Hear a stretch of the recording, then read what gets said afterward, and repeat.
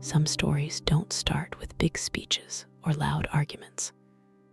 They start with small things: a draft under a door, a name you haven't heard in years, or, in this case, a worn old book turning over on a cracked vinyl seat, and a single photograph slipping out like it had been waiting decades for the right pair of hands. My name's Mama June, and I've lived long enough to know that the past has a funny way of hiding in plain sight. In shoeboxes, on closet shelves, in glove compartments, in the glove box of an old truck, especially. This story isn't about my truck. It's about a man named David, his daddy's beat-up Ford, and the secret that truck had been carrying around town every day, like a passenger nobody bothered to notice. I've known David most of his life, watched him grow from a boy with skinned knees and crooked teeth to a man with gray at his temples and worry lines that didn't used to be there. His daddy, Earl, was one of those men you could set your watch by up at 5, coffee at the diner at 6, in his truck by 6:30, running errands and odd jobs until the sun went down. Earl loved two things out loud: that old truck and his boy. Everything else he kept quiet. The truck was older than some of the houses on our street. Faded red paint turning to pink in the sun, dents in the doors from years of hauling lumber and furniture, and the occasional angry shopping cart. The kind of truck where the radio only worked if you smacked it twice, and the heater had a mind of its own. When Earl passed, a heart that just decided it was done one afternoon. The truck ended up where everybody expected it to, in David's driveway. Title signed over, keys handed down, one more thing a grown child inherits and doesn't quite know what to do with. For months, it just sat there, too full of his daddy to touch. Then one Saturday, about a year after the funeral, David finally decided to clean it out. Not because he was ready, folks are never really ready, but because his wife had started parking in the street and the city left one of those little orange warnings on their windshield. Either that truck moves, she told him, or I do. She was joking. Mostly. So he grabbed a trash bag, a roll of paper towels, and went out to face the ghost parked in his own driveway. He told me later, it felt like he was trespassing, opening a door his daddy had closed 1,000 times. The smell hit him first when he pulled it open: old coffee, motor oil, a hint of sweat and pine air freshener long past its prime. On the bench seat, there were receipts stuffed into the cracks, a couple of empty soda bottles, a crumpled baseball cap. In the footwell, a crushed styrofoam cup and a church bulletin from 3 Easters ago. He started with the easy things: trash, junk, stuff nobody would argue about. It wasn't until he reached for an old paperback novel on the passenger seat, one he didn't even know his daddy had been reading, that the story really began. He picked it up by the spine, meaning to toss it into the donate pile. As he turned it over, the back cover flapped open, and something thin and glossy slipped out, catching the light as it spun toward the floorboard. A photograph. Now, if you've ever found an old photo where you weren't expecting one, you know that feeling. Time stops for a second. Your fingers move before your mind does. It's like catching a memory that almost got away. David bent down, picked it up, and brushed a little dust from the corner. It wasn't one of the pictures he'd grown up seeing on the living room wall. Not a family holiday, not his mama's smile, not his own first day of school. No, this was something else entirely. The picture was of a young woman standing beside that very same truck, only newer, shiny, paint not yet faded. She had one hand resting on the hood like it was a friendly dog. The other held a small bouquet of wildflowers. She wasn't anyone David recognized. She wasn't his mother. In the photo, Earl was there too, just on the edge of the frame. You could see his arm around the girl's shoulders, his face turned toward her, laughing at something she'd said. Not the tired, guarded man David remembered from his teenage years. Younger, lighter, happy in a way his own son had never seen. David stared at that picture so long his legs started to go numb from standing in one place. He turned it over, half expecting to see nothing but faded paper. Instead, there it was, written in his father's careful block letters. Summer, 79, Lucy and the truck, first day off the lot. Lucy, not his mama's name. Now, folks' minds go fast when they bump into something that doesn't fit the story they were told. In the span of a few heartbeats, David went from confused to curious, to something that tasted a little like betrayal, but didn't have a name yet. Who was Lucy?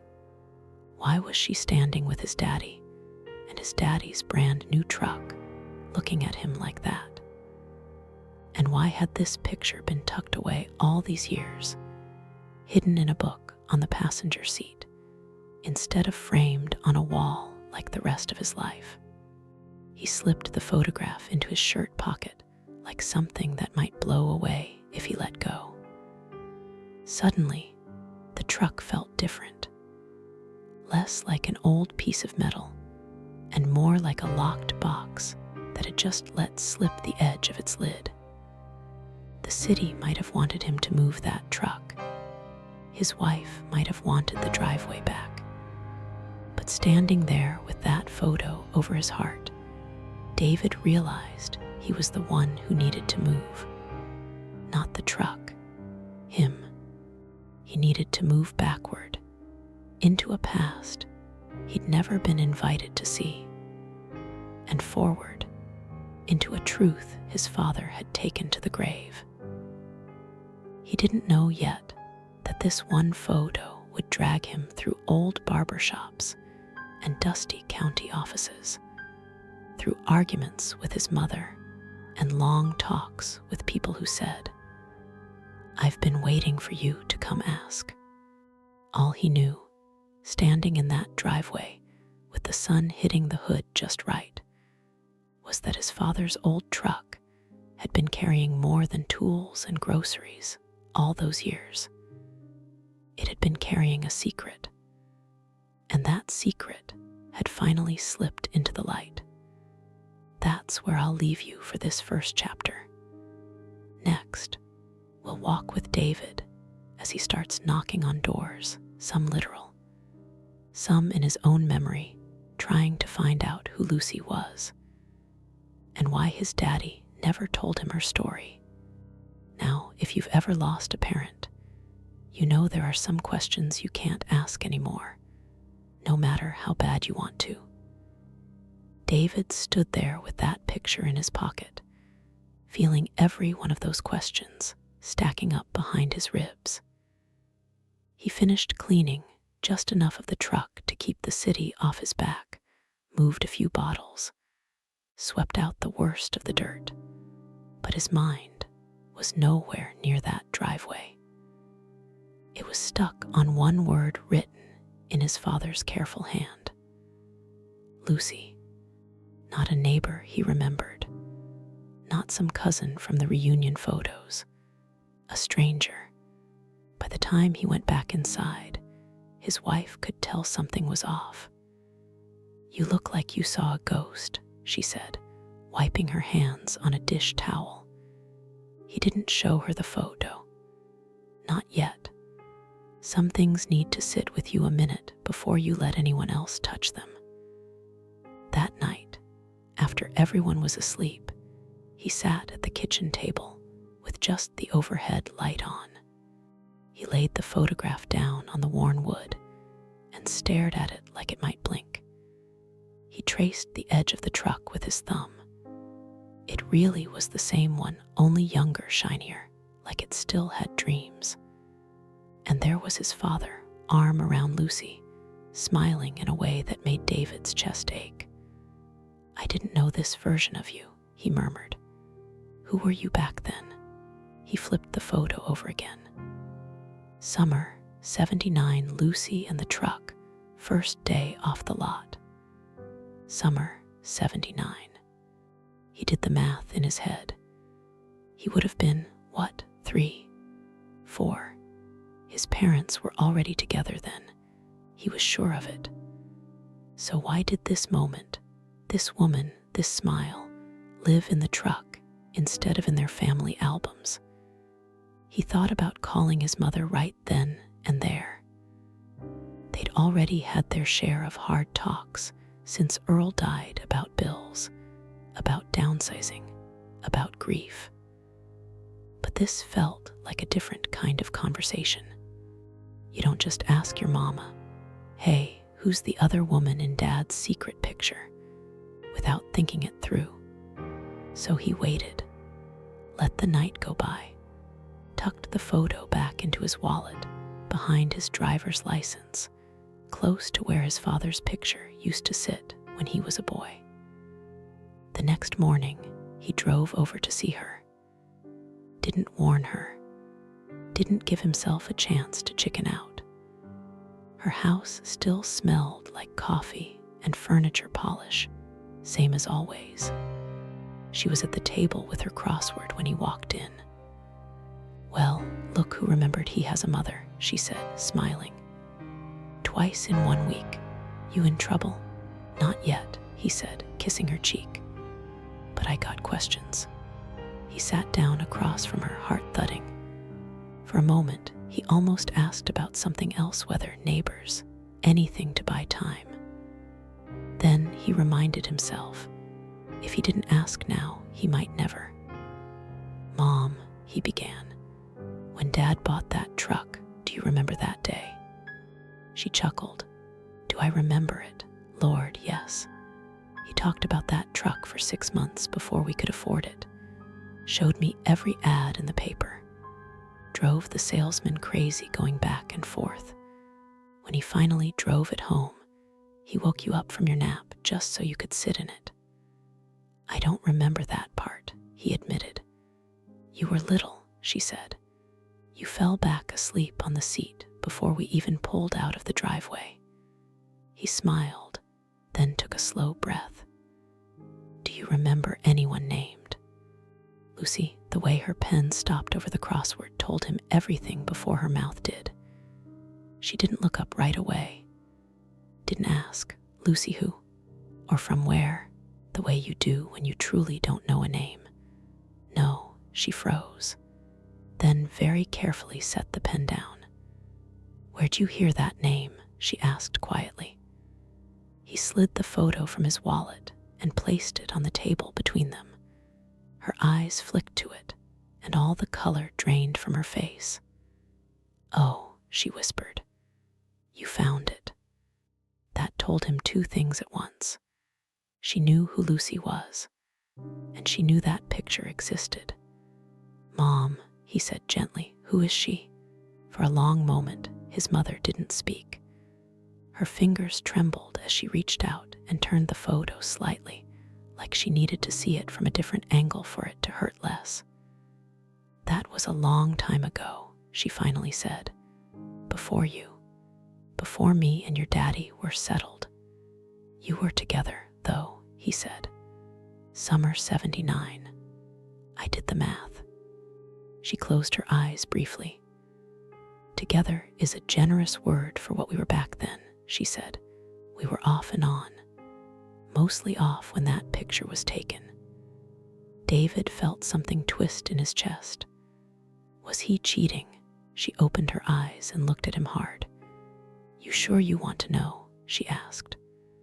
'Cause once I say it out loud, you can't put it back in that truck. He swallowed. I need to know who my father was, not just who I thought he was, he said. She nodded slowly, like that was an answer she respected, even if it hurt.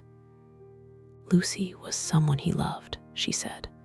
From before me. They were a mess together, fire and gasoline. Broke up, got back together, broke up again. By the time he and I started seeing each other serious, she'd already run off twice.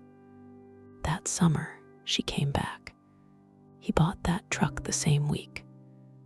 David stared at the girl in the picture, trying to see what his father had seen. She looked wild in a way his mama never had, hair a little messy, smile a little too big, like she was laughing at something nobody else could hear. Why didn't you ever tell me about her? He asked. His mother's jaw tightened. Because she left again, she said simply. And this time, she didn't come back. Your daddy could have followed her, but he didn't. He chose us. She tapped the photo with one finger. That truck was supposed to be theirs, she said. Road trips, big plans, all that foolishness. Instead, it ended up hauling lumber to pay for diapers and groceries. There was no bitterness in her voice when she said it, just tired acceptance. Did you know he kept this? David asked. Yes, she said. I found it years ago in his wallet. We had a fight about it. I told him if he wanted to live in the past, he could go sleep in it. The next day, the picture was gone. I figured he'd thrown it out. She let out a humorless little laugh. Turns out, he just moved it to his second home. The truck, David said. She nodded. Your daddy was a stubborn man, she went on. He loved hard, and he didn't like letting go. That picture didn't mean he loved you or me any less. It meant there was a part of his life he didn't know how to grieve properly, so he carried it around like a bruise. David sat back, the chair creaking under him. Part of him wanted to defend his father, to insist that the man who taught him to ride a bike and change a tire couldn't also be the man in this half-hidden story. But people aren't one thing. They never are. Did you hate him for it? He asked. His mother was quiet a long moment. No, she said finally. I hated the way it made me feel. Small. Second choice. But over time, I saw the man who stayed. The man who got up at 5 every morning to drive that truck and put food on this table. The man who sat by your hospital bed when you had that fever and wouldn't sleep.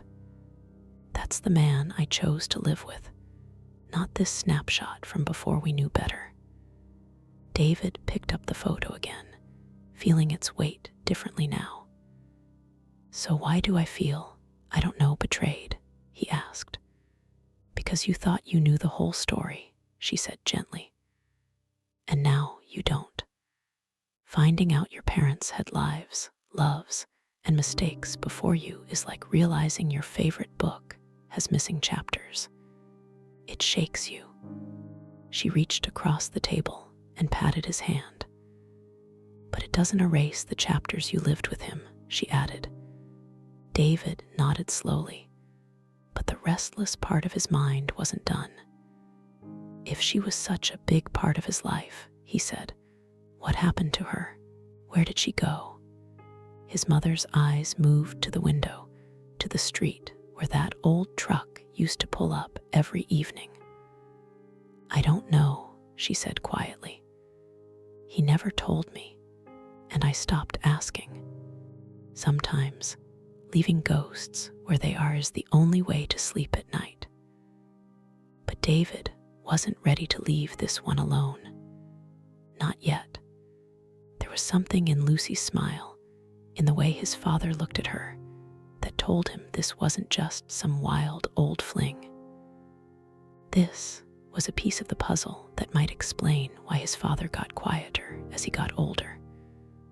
Why some days, when he thought nobody was watching, Earl would sit in that truck with the engine off, staring at nothing.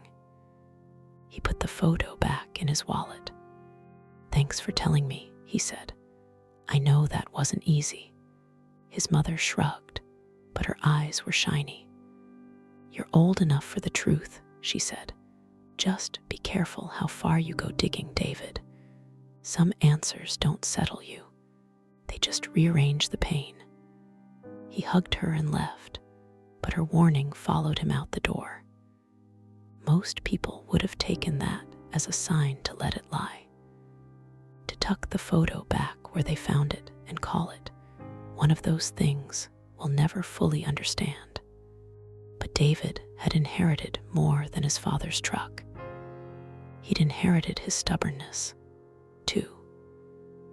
And now that he knew Lucy had existed, really existed, not just as a name on the back of a photo, he couldn't stand the thought of her being nothing more than a ghost riding around in a glove compartment.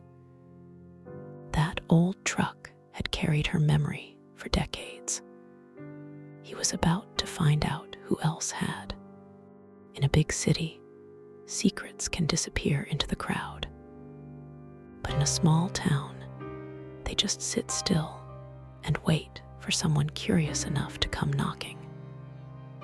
David drove that old truck into town the next day, not because he needed to, but because it felt wrong to leave it behind now that he knew it had been part of this story from the beginning.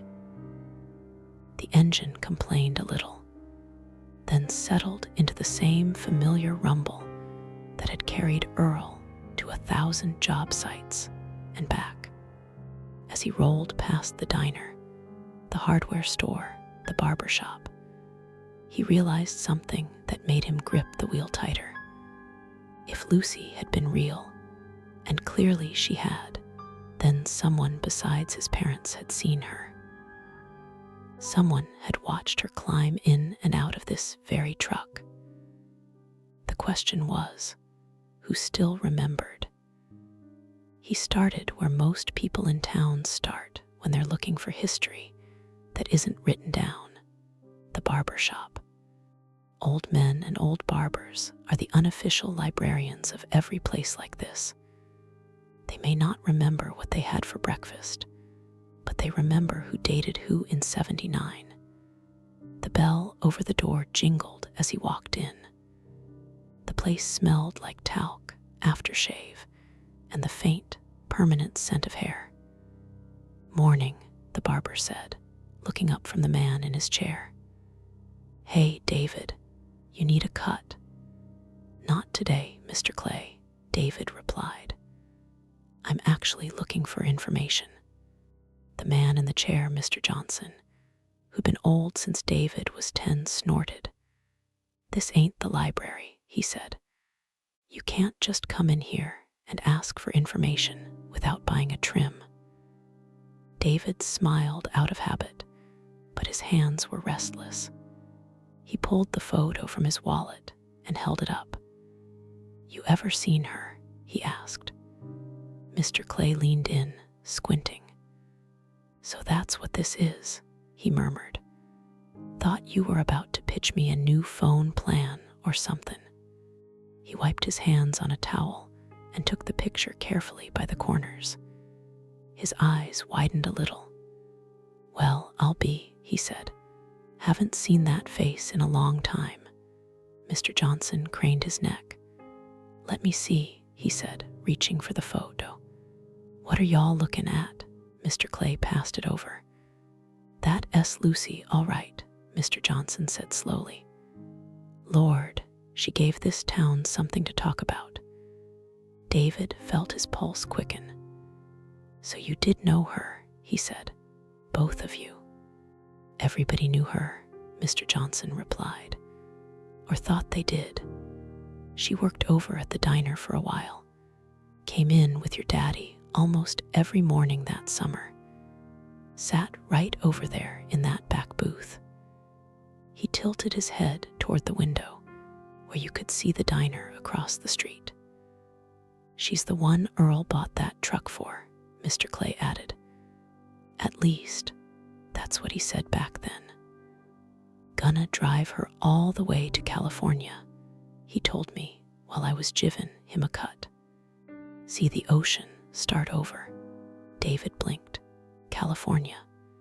He'd never once heard his father talk about leaving town. As far as he knew, Earl had been born here, raised here, and died here, like a tree whose roots never moved. Oh yeah, Mr. Clay said. He had big plans for that summer. Then one day, she was just gone, and he never mentioned California again. What happened? David asked. The two men looked at each other. An entire conversation passed between them without a word. Finally, Mr. Johnson handed the photo back. Depends on who you ask, he said. Some say she ran off with a man from out of town. Some say she got scared of settling down. Some say there was another reason. What other reason? David pressed. Mr. Johnson shifted in the chair, suddenly very interested in the hair on his cape. Ask Mabel, he said. She'd know more than us. She and Lucy were thick as thieves for a while. Mabel at the diner? David asked. That's the one, Mr. Clay said. He's been pouring coffee and collecting stories longer than we've been reading the obituaries. If anybody remembers the real Lucy, it's her.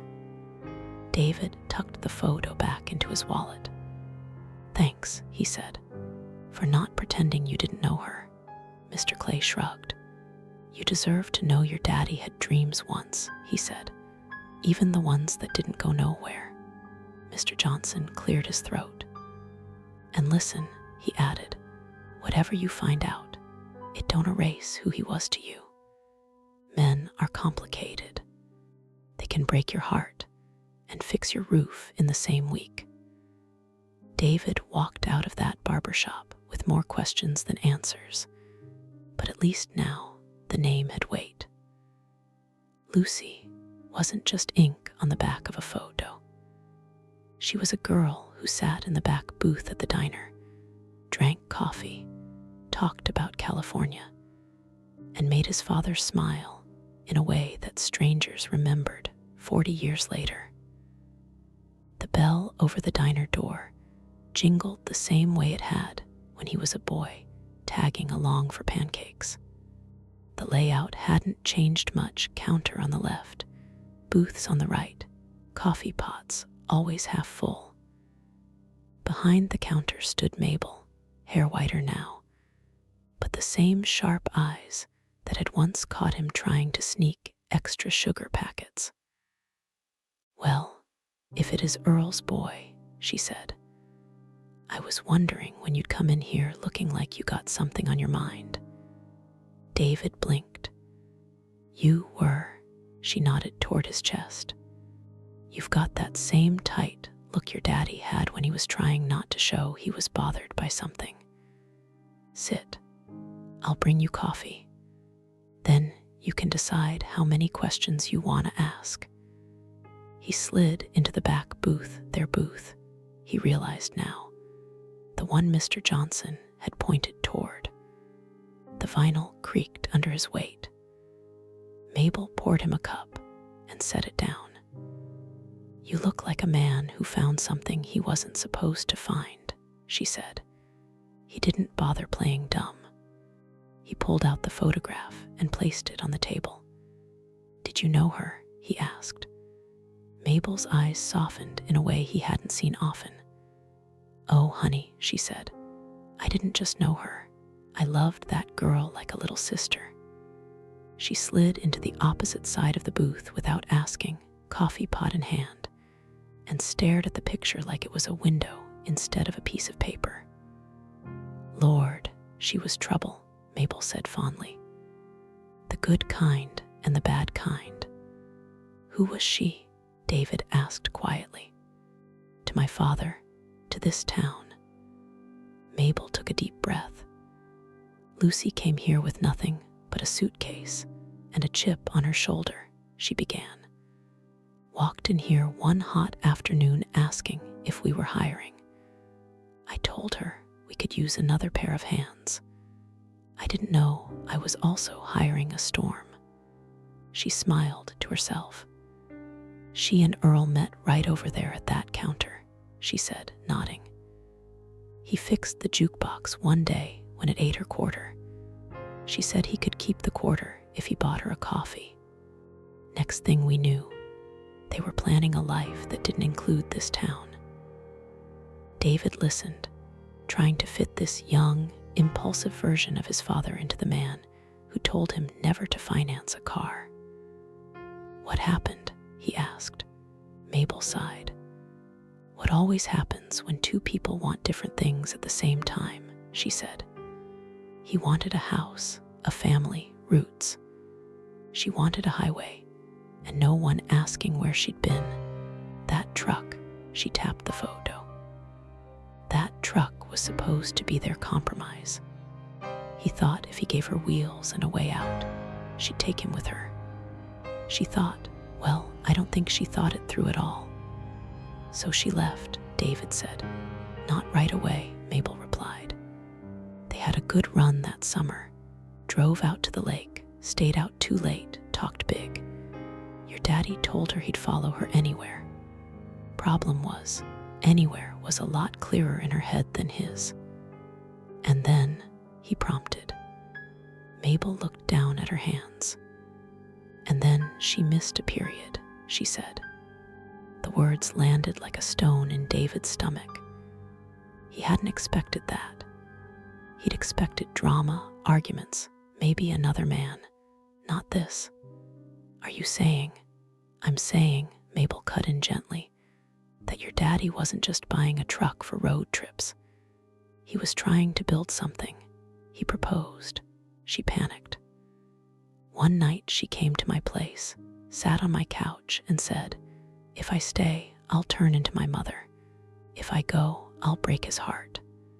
David swallowed. What did she choose? He asked, though he already knew. She left, Mabel said simply. Didn't tell him where, just left a note in the truck and a whole lot of questions behind. I found him sitting in that very booth the next morning, staring at his coffee like it might bring her back. Did she have the baby? Mabel's eyes met his, sharp again. That, she said, is the part of the story I don't know. Or maybe the part I wasn't trusted with. She wrote me once, months later, from a town a few states over. Said she was figuring things out. And then nothing. David leaned back, the booth pressing into his shoulders. The room felt smaller all of a sudden. So there could be, he couldn't quite say the words, a brother or sister out there, Mabel finished for him. Maybe, maybe not. Life was messy back then, same as it is now. I can't tell you the end of her story. I can only tell you she mattered to your father, and losing her carved something out of him he never filled in.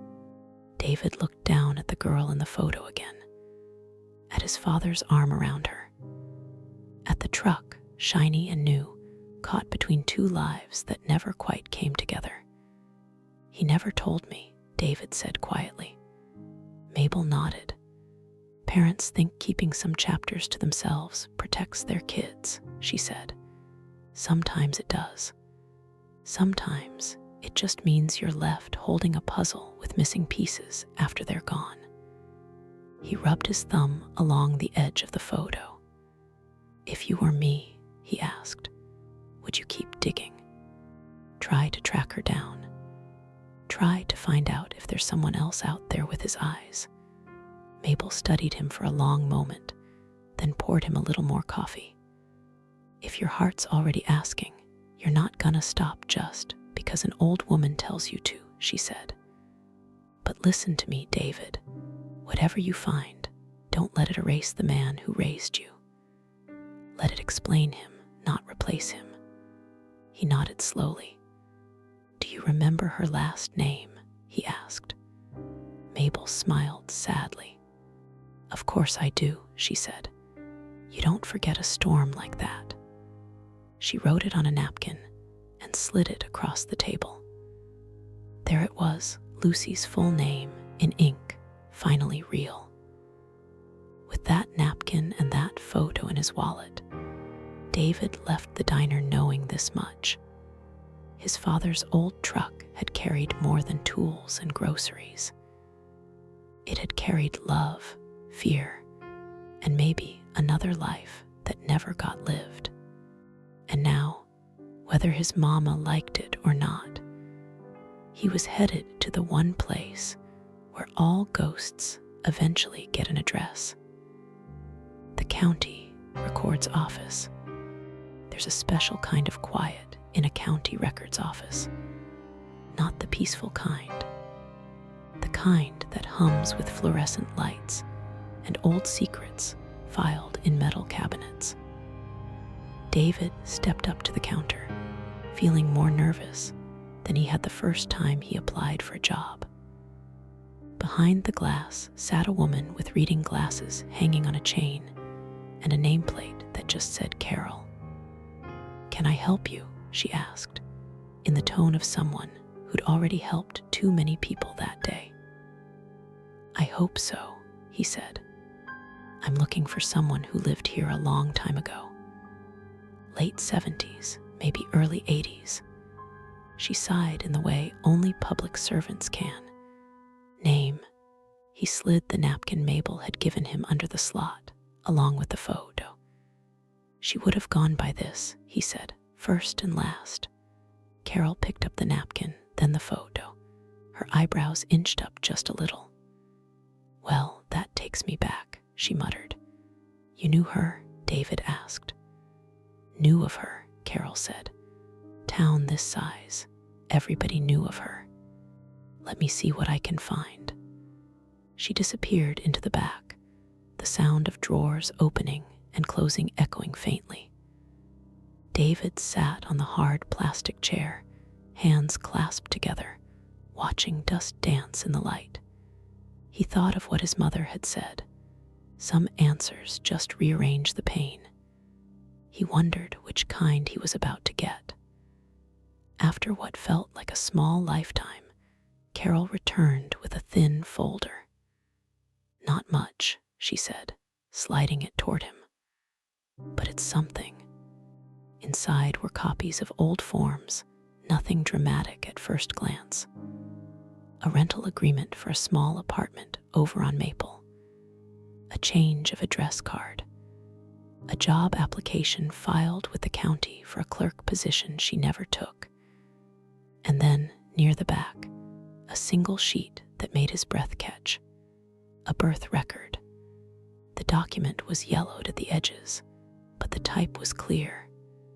Lucy's full name. An out-of-town hospital listed, and under mother her name. Under father blank. Is this? He started. Carol nodded. Looks like she left town before the baby was born, she said. Filed the initial paperwork here, then finished it somewhere else.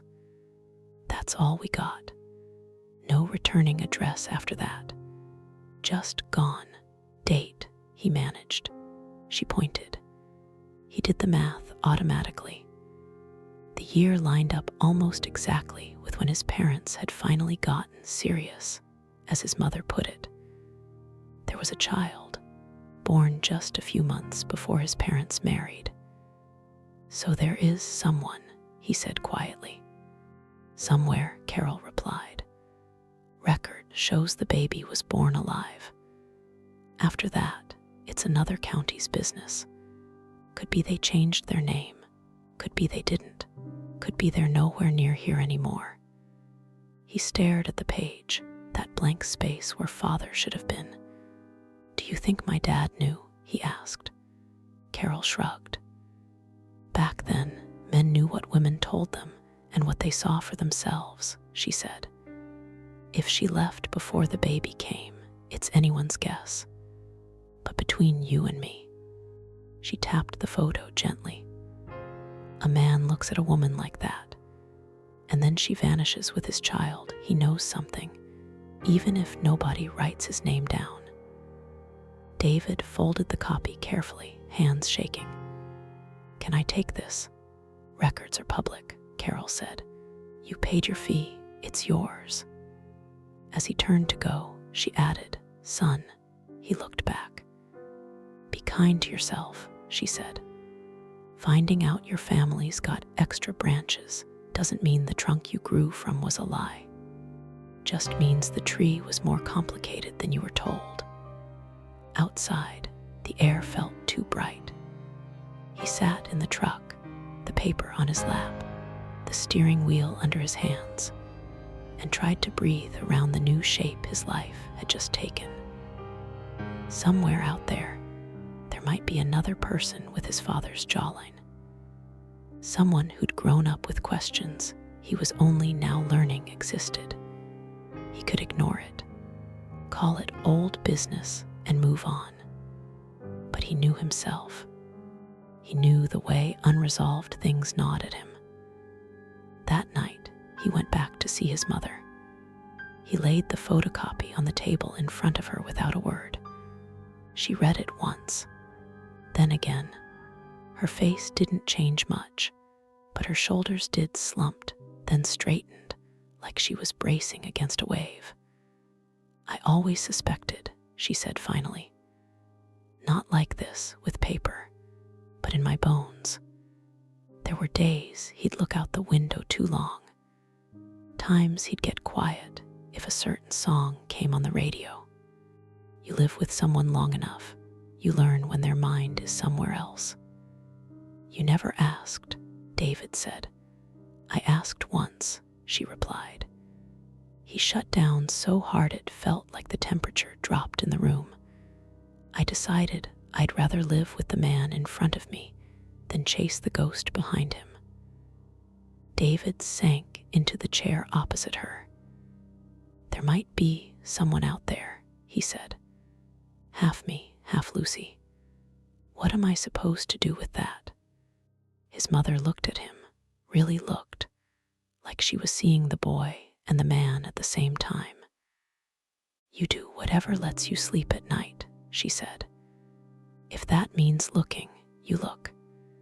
If that means saying a prayer for them and letting them live their life wherever they are, you do that. But don't you dare turn this into proof that you were less loved. He shook his head.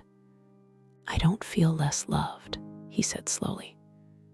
I feel split. Like my father is two people now, the one I knew, and the one who never got to be a dad to this baby. That's closer to the truth, she said. He was both. And maybe he thought keeping that part from you would spare you this exact feeling. Did it? He asked. She looked at the paper one more time, then folded it gently and pushed it back toward him. It delayed it, she said. That's all secrets ever do. Later that evening, alone in his own kitchen, David sat with both the photo and the record in front of him. Photo, a moment of joy caught in sunlight. Paper, a child born into question marks. And him, somewhere between them, trying to decide what a son owes to the past. He opened his laptop and stared at the blank search bar. Typed in Lucy's full name. Added the state from the birth record. Then her approximate age. A flood of results came back, some clearly not her, some maybe. Old addresses. A few social media profiles with names that were close, but not exact. He sat there a long time, cursor blinking, feeling the weight of a decision pressing down. If he found her, or the child, what then? Hi, I might be your half-brother. Our dad never told either of us the full truth. Want to grab coffee? Softly, That's the thing about digging up the past. You don't just find what was buried. You also uncover all the responsibility that comes with it. In the end, he did what people do when they are pulled in two directions at once. He compromised. He wrote a letter, not an email, not a message in some app. A real letter with ink and crossed out words, addressed to the last forwardable address he could find for Lucy. He didn't accuse, didn't beg, just wrote, "I found your picture in my father's truck. If you are who I think you are, I hope you're all right.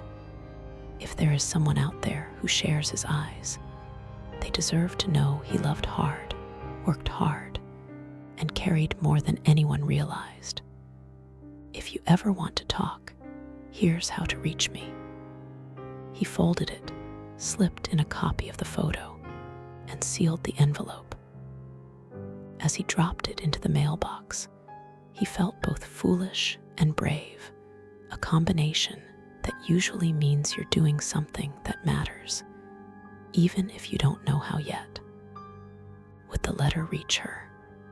Had she moved on, changed her name, left that whole life behind the way she'd left this town? No way to know. But as the box swallowed that envelope, David realized something important. This wasn't just about finding Lucy. It was about giving himself permission to hold both truths at once, that his father had loved another woman and maybe another child, and that the love he'd shown the son he stayed to raise was still real. Somewhere between the truck, the photo, and the paper trail, David had gone searching for his father's secret. What he'd really found was a more complicated, more human version of the man who taught him to drive. Letters are strange things. You send a little piece of your heart off in an envelope, and then you have to live with the not knowing. Did it arrive? Did they read it? Did they throw it away unopened, or put it in a drawer the way Earl had tucked that photo into his book? Weeks went by after David mailed that letter. Then months. Life didn't stop to make room for his questions. The kids still needed rides. The bills still came. His mother still called to ask if he was eating enough vegetables. Under all that normal, there was a thin, constant hum of waiting. Every time the mail truck rolled past his house, his shoulders tensed just a little. Every time he opened the box and saw only flyers and statements, something in him sagged. He didn't tell many people what he'd done. Not at first. He told his wife, sitting at their own kitchen table one evening after the kids went to bed. He laid out the photo, the birth record, the letter, like evidence in a case he wasn't sure how to argue. She listened, fingers wrapped around a mug of tea, eyes moving from one piece of paper to the next. "So you might have a brother or sister out there," she said slowly. "Or you might just have a trail that ends with a mailbox no one checks anymore." "Yeah," he said. "Feels crazy, doesn't it?" "A little," she admitted. "But so does pretending none of this exists now that you've seen it." He looked up at her. "You're not mad?" She shook her head. "Why would I be mad at you?" she asked. "This all happened before you were even a thought. Your father's choices are his. Yours is what you do now that you know more." He exhaled, some tight knot in his chest loosening. "And what do you think I should do?" She smiled sadly. "Exactly what you did," she said. "Reach out once, gently. Offer the truth. Then let whoever's on the other end decide if they want to open that door. You can't drag someone into a family they're not ready for." So he waited. And in the waiting, something else changed. he started driving his father's truck more, not out of guilt this time, but out of something closer to respect. He took it to the grocery store, to the dump, to the hardware shop. Every time he climbed in, he felt like he was sitting in the overlap between the man his father had been before him and the man he became after. One Saturday, he pulled up to the diner in that old truck, and Mabel nearly dropped a coffee pot. "Well, look at you," she said, coming out from behind the counter. Earl's ghost rolling up in daylight. He laughed. "It still runs," he said. "Figure as long as it does. It ought to be more than a lawn ornament." He slid into the same back booth. The vinyl had cracked a little more since his last visit. Mabel poured him coffee without asking. "Hear anything?" she asked quietly. He shook his head. "Not a word," he said. "Either the letter found a trash can, or it's sitting in some pile somewhere waiting for a day that might never come." Mabel nodded like she'd expected that. "Sometimes silence is an answer all its own," she said. "Doesn't mean you were wrong to knock. Just means that door belongs to someone else." He stared into his cup. "Part of me wants to go hunting," he admitted. "Hire someone. Dig through every record in that other county. Track down every person with her name or close to it until I find someone with my dad's jaw." "And the other part?" Mabel asked. "The other part thinks about some stranger opening their door to a man who says, 'Hi, our parents never figured their stuff out. Want to carry that weight with me now,' he said. And that part backs off." Mabel reached across and patted his hand. "You're already carrying enough," she said. "Grief for your daddy, love for your mama, kids, bills, that truck, and now this maybe sibling out there living a whole life you know nothing about. Sometimes the kindest thing you can do for them, and for you, is leave the door unlocked, but not go barging through it." He frowned. "Unlocked," she shrugged. "You sent a letter," she said. "You gave them a way to find you that doesn't demand anything. That's an unlocked door. If they want to step through it one day, they will. If they don't, well, you at least know you didn't shut it yourself." That night, sitting in his own driveway, David stayed in the truck after turning off the engine. The tick, tick, tick of cooling metal filled the silence. He looked at the photo again, edges a little softer from being handled. "Wherever you are," he murmured, "I hope you landed all right. I hope someone told you you were wanted, even if nobody wrote his name on your birth certificate." He thought about his father, the man who'd bought this truck full of plans, and then used it to drive to the same town job sites for 40 years.